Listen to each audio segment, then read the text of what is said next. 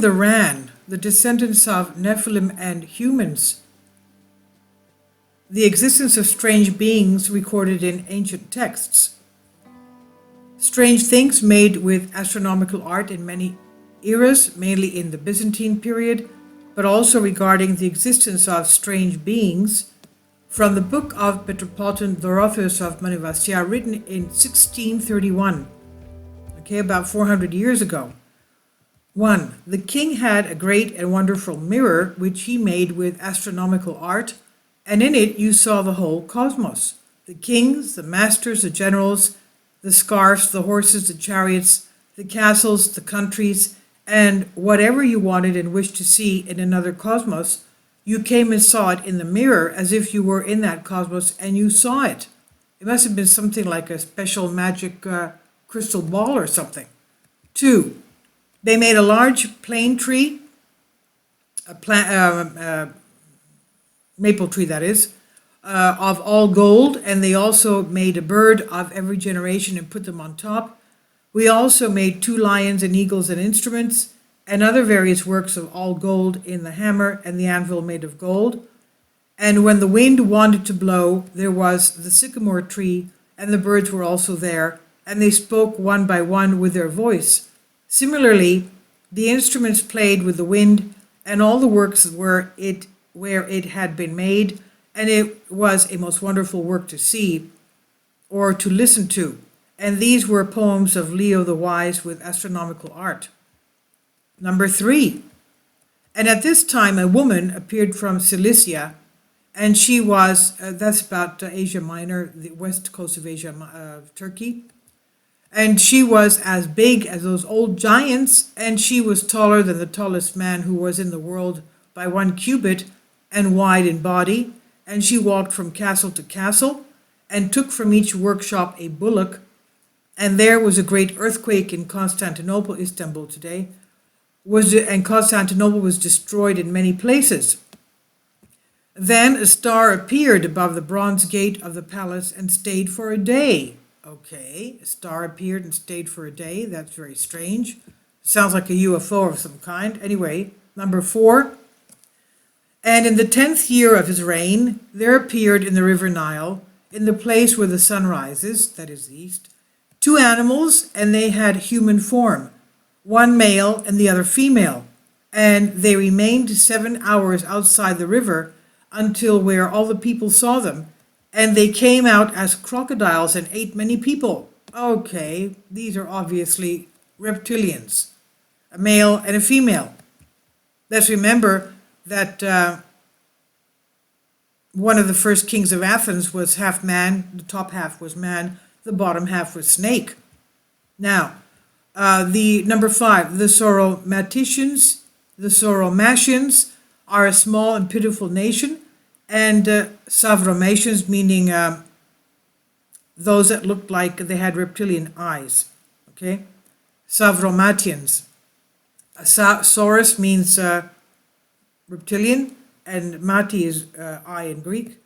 Sauromachians are a small, pitiful nation, and they waged war against the Romans, and the Savromatians won a great victory and sent apocrisiarines to the Romans, asking for love.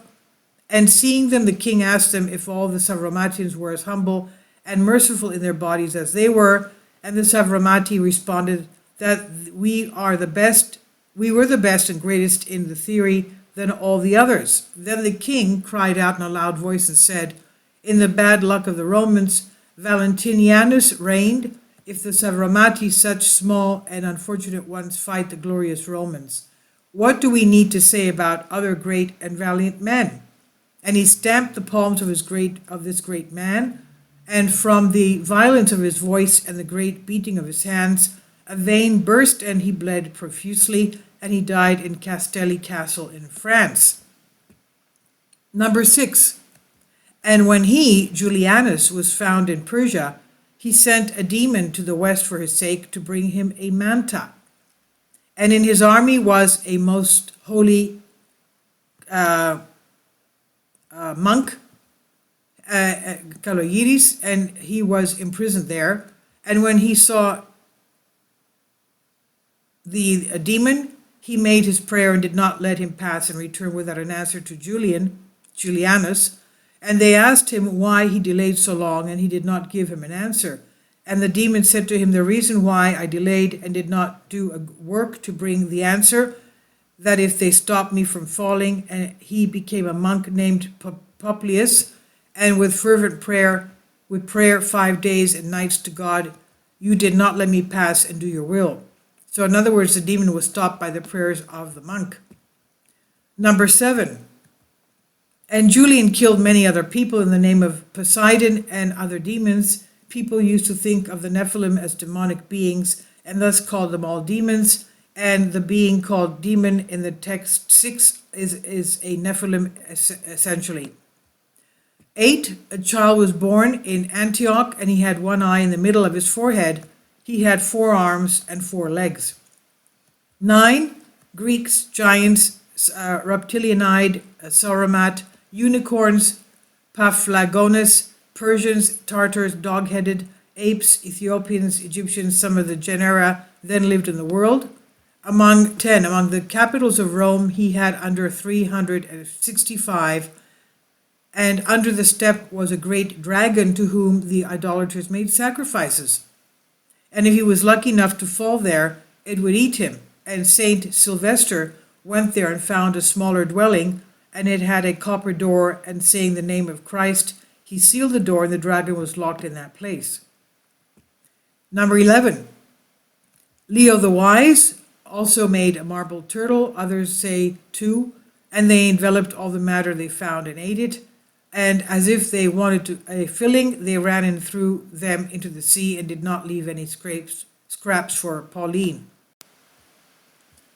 12. On this day a dog with 6 legs and a lion's head was born, and they became very numerous. 13. From the old Synaxari, the Lives of Saints, entitled New Paradise, while walking along the road, St. Anthony saw an animal where the old people were keeping it, Procentaur, and from the waist up it was man, from the waist down it was a horse. Antonius, not disturbed by this strange sight, questioned him. He told me where God's servant Pavlos lives, Paul. He pointed with his hand to the right, interpreting the road in a deaf voice. He was walking again in the valley and saw another similar sight. They led a small man to a place where he had horns on his head, and his legs were like those of goat. And this is what the old satyrs called it. And being afraid again, the saint asked him what he was, and he said, my name is Satyr, and I live in the desert, and I am one of those who foolishly worship the gods of the deluded pagans. This is by an article by Dimitris Papadoudis, and I've translated this for you from a Greek article.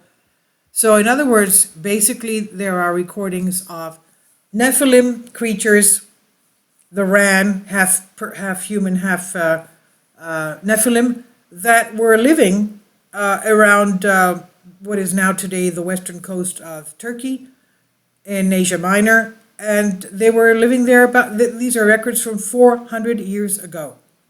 So that's not too long ago. I wonder if they're still around. Anyway, please leave your comments, and thank you for your support. Kindly support my Patreon account. The daily posts are 5 videos daily, and they are totally different from what I have on my YouTube channel. Thank you so much for your support, and that you find all my content so interesting. You'll find the Patreon account details in the description box below.